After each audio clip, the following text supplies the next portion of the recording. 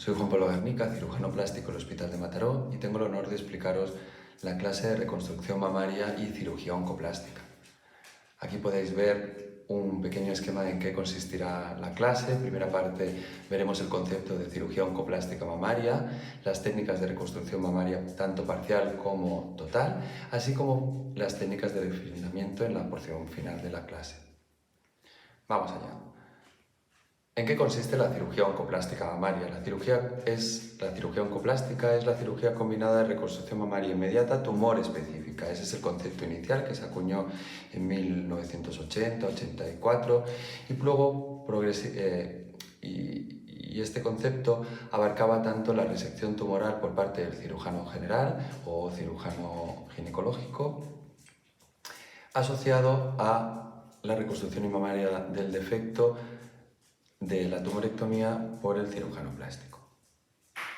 Con el paso del tiempo se fueron asociando otras técnicas que completaban la reconstrucción mamaria, como son la simetrización contralateral, la reconstrucción del complejo areola-pezón, así como las reconstrucciones post-mastectomía, ya sean de manera inmediata o de manera diferida. Entonces, como grandes términos, el manejo quirúrgico oncoplástico nos ha permitido desde su introducción prevenir aquellas deformidades que se creaban tras el tratamiento conservador en tumores demasiado grandes respecto al tamaño mamario. Esto nos permite maximizar los márgenes y obtener con mayor frecuencia márgenes libres y así reducir la potencial recurrencia local del tumor. ¿Cuándo está indicada la cirugía oncoplástica mamaria? Pues bien, tras tumorectomía en pacientes que necesitan resección por margen afecto, cuando queramos rescatar de una mastectomía o cuando el margen está correcto pero tenemos un resultado estético deficiente y pobre antes de la radioterapia. En el caso de pretumorectomía, que es el caso más habitual, cuando la paciente tiene una mama hipertrófica o tóxica y tiene un margen afecto, como en el caso inicial para evitar mastectomía, o cuando la paciente tenía deseo previo de reducción mamaria, en el caso de mama grande, o cuando tengamos una previsión de que la resección tumoral, debido al ratio tamaño tumoral y tamaño mamario, prevé un resultado pobre o hay una localización tumoral desfavorable. En el caso de premastectomía, normalmente es cuando el deseo de la paciente nos refiere que no desea salir plana ni tras la mastectomía y desea reconstrucción inmediata preferiblemente. ¿Y cuándo estaría contraindicada esa reconstrucción mamaria tumor dependiente o cirugía oncoplástica, como ya hemos dicho? Pues posttumorectomía, en el caso de que no seamos capaces de obtener márgenes libres, cuando tengamos un cáncer inflamatorio, cuando los resultados son pobres, ya que el ratio de tumor y mama es muy exagerado, cuando no hay una respuesta clara a la quimioterapia neoadyuvante. Y luego existen dos contraindicaciones relativas, que son cuando la neoplasia es multicéntrica, pero esto depende mucho del tamaño de mama previa y del tamaño de cada uno de los focos, y asimismo cuando no se puede realizar radioterapia adyuvante. En el caso de postmastectomía, igualmente en el caso de tumores o cáncer inflamatorio, cuando la paciente presenta una enfermedad física o psíquica que no aconseja alargar las cirugías por complejidad o porque no las va a asumir, cuando se va a realizar una radioterapia adyuvante tras mastectomía, ya que el resultado, tanto sea por prótesis o sea con tejido autólogo, puede ser pobre, o cuando no tengamos la posibilidad de realizar márgenes libres tras mastectomía porque la mastectomía sea paliativa. Entonces, ¿qué pros y contras ha producido la introducción de la cirugía oncoplástica y la introducción de un cirujano plástico dentro de las unidades de patología mamaria?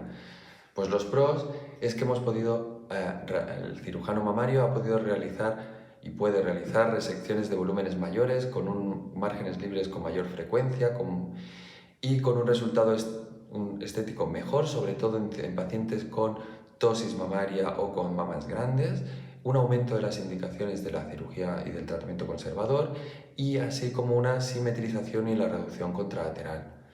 Por contra, implica un mayor tiempo quirúrgico, mayores cicatrices y a más cirugía y mayores cicatrices también mayor tasa de complicaciones.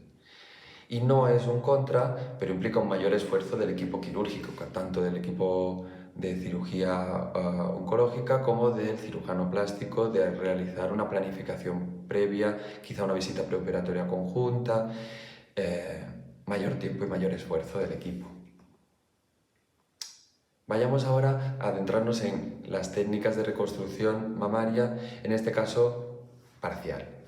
Podemos dividirlas en dos grandes grupos, en las que se engloban dentro de los patrones de reducción y los que incluyen los colgajos locales. ¿En qué se diferencian?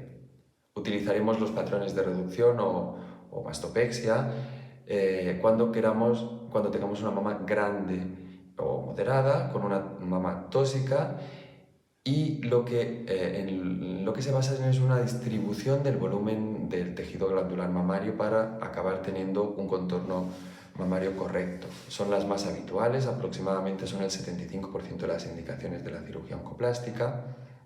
Y por contra, cuando utilizaremos los colgajos locales subcutáneos adyacentes a la mama, como son el latissimus dorsi o los colgajos de perforantes, cuando tengamos una mama pequeña y moderada y la paciente exprese un deseo de mantener el volumen mamario. En este caso hablamos más bien del concepto de volumen de sustitución.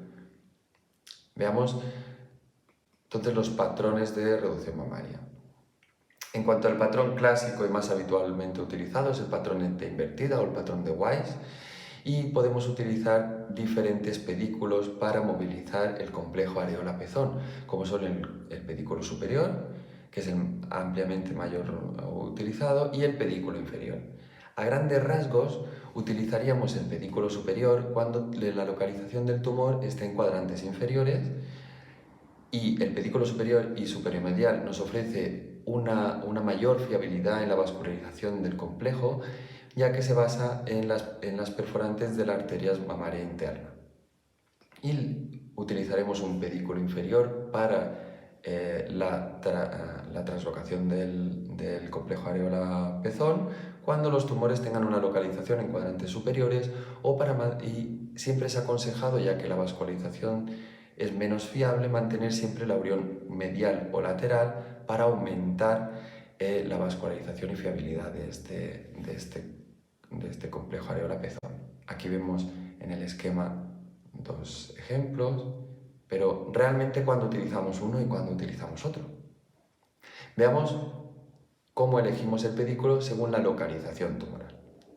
Aquí vemos un esquema de la vascularización del tejido glandular mamario y del CAP, y haciendo una simplificación podemos ver que los cuadrantes internos y superiores se basan en la arteria mamaria interna y los cuadrantes inferiores y laterales en perforantes de las intercostales, ya sean perforantes laterales o anteriores, y en la propia torácica lateral y sus perforantes. Veamos ahora localización por localización. Cuando tenemos localizaciones internas, ya sea si es en el caso de superior interno, está totalmente comprometido el pedículo superomedial y sería más aconsejado utilizar un pedículo inferior. En el caso de la localización inferointerna, optaríamos por un pedículo superior, que sería mucho más fiable, pero podría ser también utilizado un pedículo inferior basado en la parte de unión de cuadrantes inferiores y la porción lateral para mantener mayor vascularización. En el caso de localizaciones externas, en el caso de superior tanto como inferior, podríamos utilizar cualquier pedículo y lo dejaríamos a la elección del equipo quirúrgico. En el caso de que sea localización completamente superior, es cuando está más indicado el pedículo inferior el pedículo inferior, y en el caso de una localización inferior tumoral estaría más indicado la utilización del pedículo superior para el CAP. Tenemos el caso especial de la localización en cuadrante cuadrantes centrales o una localización retroareolar, y podríamos utilizar ambos pedículos. Si es necesaria la resección del CAP, no sería, es indiferente qué pedículo utilicemos porque no será necesaria la translocación de este, pero si queremos conservarlo y hay suficiente distancia para asegurarnos que no hay afectación del complejo areola-pezón, sería recomendado hacer una biopsia retroareolar intraoperatoria y, según el resultado, si está afectado, optaríamos por la resección. Si no estaría afectado, pero vemos que la vascularización es deficiente, podríamos transportar el complejo areola-pezón como un injerto libre y luego colocarlo en su posición definitiva, o incluso si vemos que tras una biopsia retroareolar negativa la vascularización del complejo areola-pezón no se ve afectada y tiene un buen relleno vascular, podríamos optar por cualquiera de los dos pedículos, aunque siempre aconsejamos más, si es posible, el pedículo superior por su mayor fiabilidad. En este caso específico, en el caso de la resección del tumor central o retroareolar, hay técnicas específicas, como es la técnica de Grisotte, que adopta el nombre del cirujano que lo describió, que se basa en la resección en bloque de la unión de cuadrantes centrales. Normalmente está indicado pues esto, en tumores pequeños que no sea mayor que el diámetro del CAP, en mamas pequeñas y moderadas en las que no podamos realizar un patrón de reducción anteriormente explicado, ¿no? Y se basaría en esa resección de cuadrantes centrales y en esa cuña inferior, en unión de cuadrantes inferiores, que haríamos una translocación superior y colapsaríamos el polo inferior. Aquí vemos otro caso con una mama de un mayor volumen, que haríamos la misma técnica basada con un patrón de mastopexia vertical. También podemos utilizar otro patrón, que es la mastopexia preareolar, a través de la técnica del round block, ¿no? Normalmente es para mamas pequeñas y moderadas, y lo que nos permite es hacer una bolsa de tabaco con el tejido glandular y con la piel, y nos da mínima cicatriz, y con esa cicatriz nodular que nos queda cutánea nos permite una posterior reconstrucción del pezón y tiene cierto efecto de mastopexia. Finalmente tenemos el patrón de mastopexia vertical, también llamado Lejeune, que está indicado en tumores inferiores principalmente, y también podríamos indicarlo en tumores de localización externa e interna y en mamas con una tosis un poquito ya más moderada que nos permitan hacer este patrón de mastopexia. Y aquí vemos cuando tiene una localización en unión de cuadrantes inferiores, pero podríamos utilizar este excedente que resecaríamos en la mastopexia vertical como colgajo basado en un pedículo superior o superinterno, rotado y rellenando el defecto tanto en cuadrantes externos como en internos. Aquí vemos dos casos de servicio, un patrón de reducción clásico, un patrón de Weiss con pedículo superinterno en una localización superoexterna tumoral, y las fotos posoperatorias tras radioterapia. Y aquí en una mama tóxica grande con una localización en cuadrantes inferiores. ¿Cuáles son los puntos clave para llevarnos a casa, ¿no? Es muy importante coordinar las incisiones entre el equipo quirúrgico, que las incisiones de resección se vean dentro del patrón de Weiss, o vertical o perioreolar, y que la incisión de axila para hacer un ganglio centinela o una linfadenectomía sea aislada, ya que mejorará la vascularización cutánea, ya que no elimina las perforantes de la torácica lateral ni las perforantes laterales de las intercostales.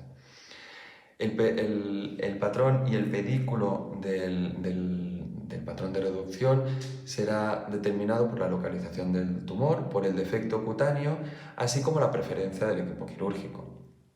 Es importante mantener tanto el borde medial y el borde lateral, si es posible, cuando utilicemos un pedículo inferior, para mejorar la vascularización del complejo areola-pezón y también es importante mantener el borde medial, el tejido mamario medial, para tener un resultado estético y contorno mamario en el escote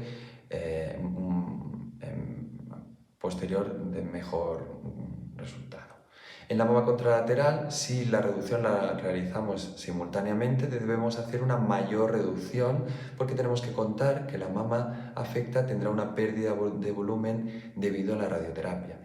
Y siempre es aconsejado utilizar el mismo pedículo y el mismo patrón de reducción. En cuanto a los colgajos locales, que dentro de ellos vemos el latissimus dorsi o los colgajos de perforantes adyacentes, hablamos del concepto de sustitución de volumen, como antes hemos dicho.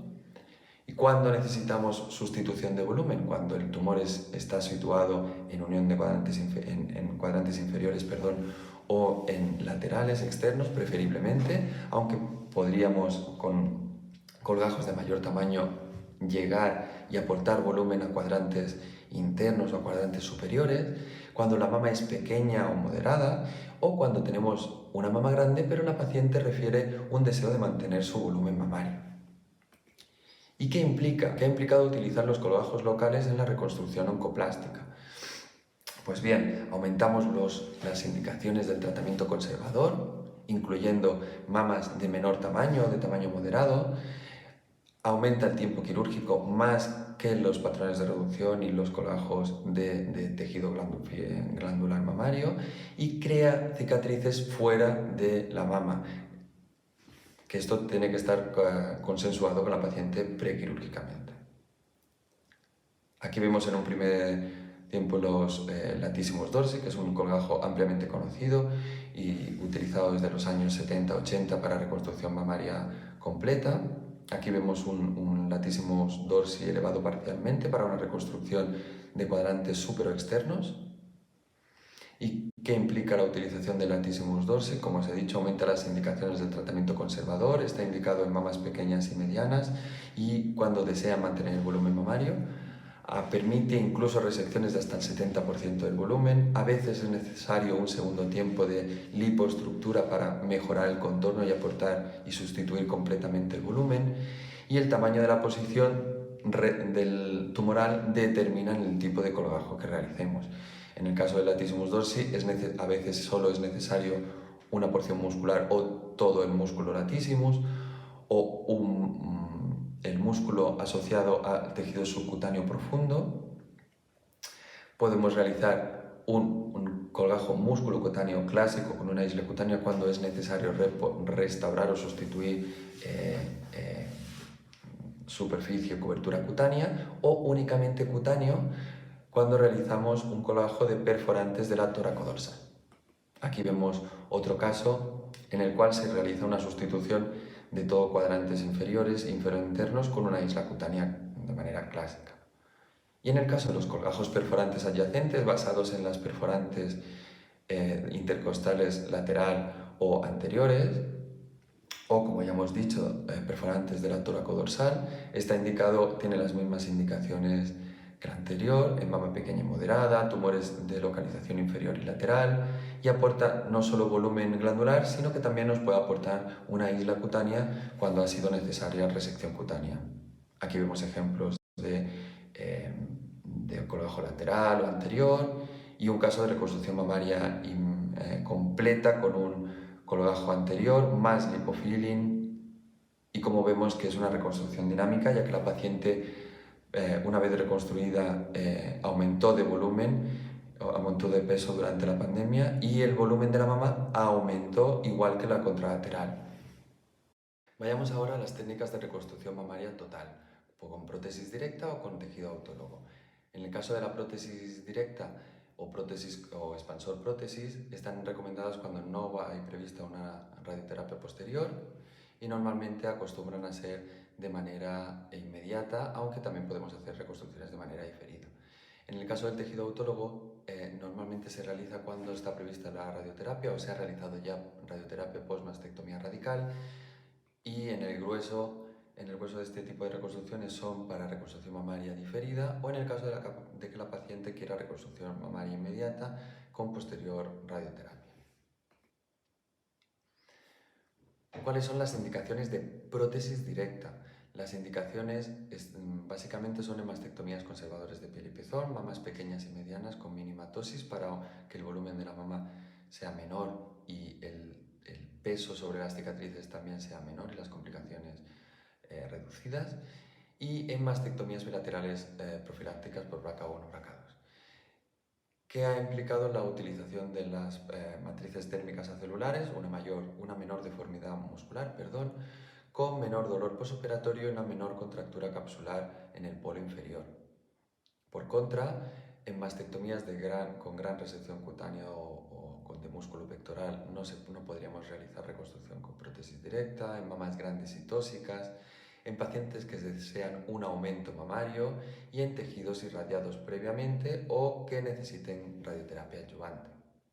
La introducción de la matriz térmica celular, que ha sido un avance en los últimos 10-15 años, permiten la colocación de la prótesis en el espacio prepectoral, que es una colocación más anatómica, que aumenta las indicaciones de prótesis directa, aportando unos resultados estéticos mucho más duraderos con un coste-beneficio favorable para el sistema de salud. Es muy importante en el caso de la prótesis directa la selección del paciente, ya que todos aquellos factores que nos puedan implicar una pobre vascularización de los colgajos, ya sea grandes fumadoras, vasculópatas, incluso diabetes o mamas tóxicas con pieles muy adelgazadas, pueden provocar un mayor número de complicaciones y al fracaso de la reconstrucción. Aquí vemos un caso de reconstrucción con prótesis mamaria prepectoral.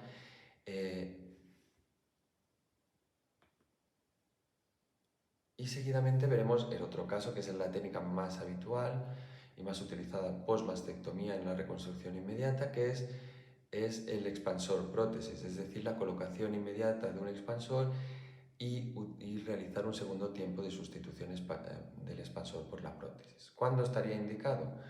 También cuando es una mama pequeña o moderada con mínima tosis,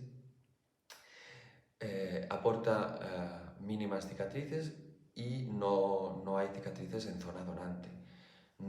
Está indicado únicamente en pacientes que no van a requerir radioterapia en adyuvante y cuando la paciente no desea cicatrices fuera de la mama ni tejido autólogo.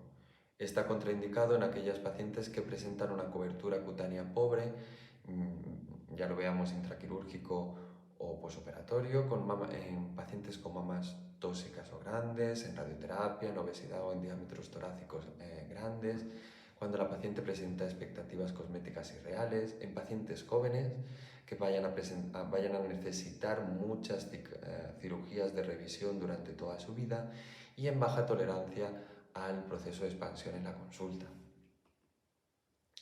Como ya os he dicho, es la técnica más empleada post-mastectomía.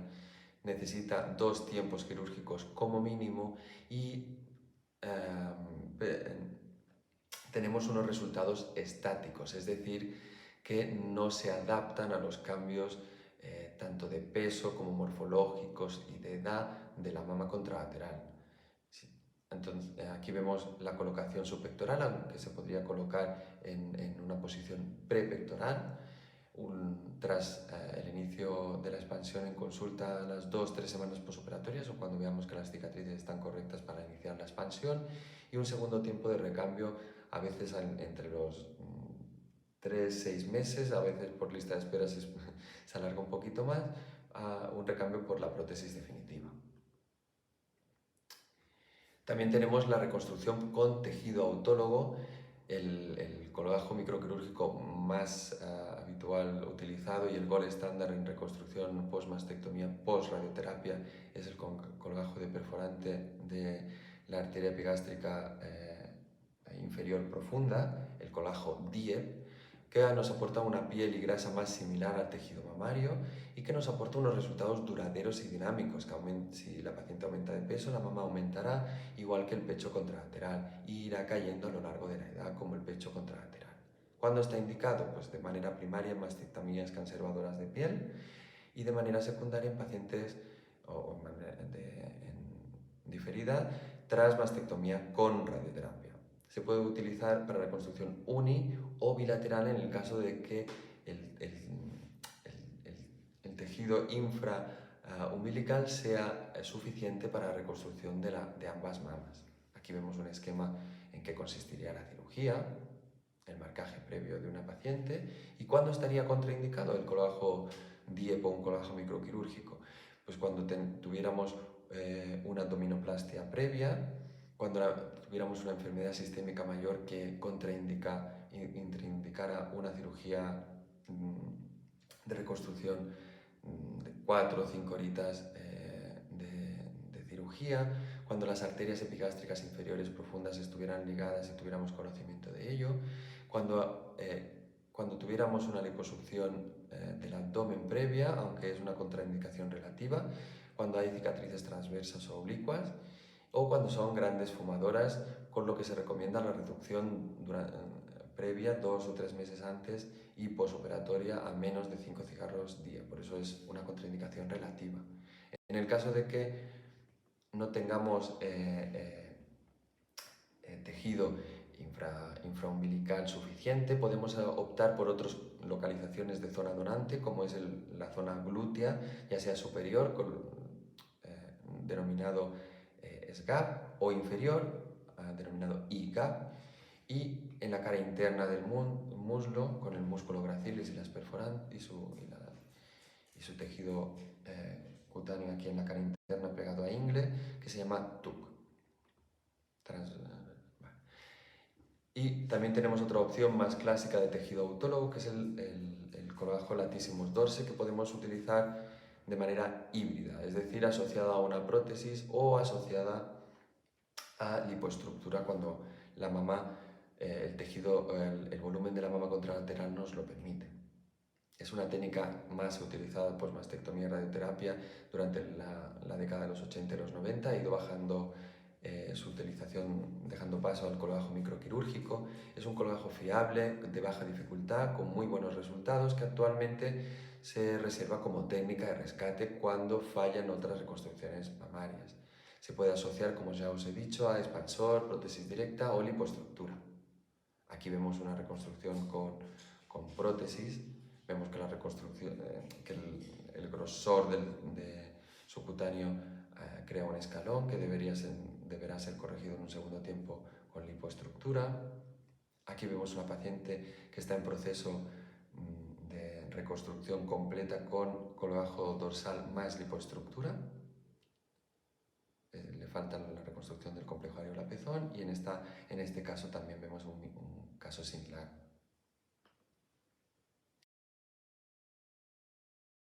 Y para concluir tenemos las técnicas de refinamiento, ya sea la lipoestructura o la reconstrucción del complejo areola-pezón.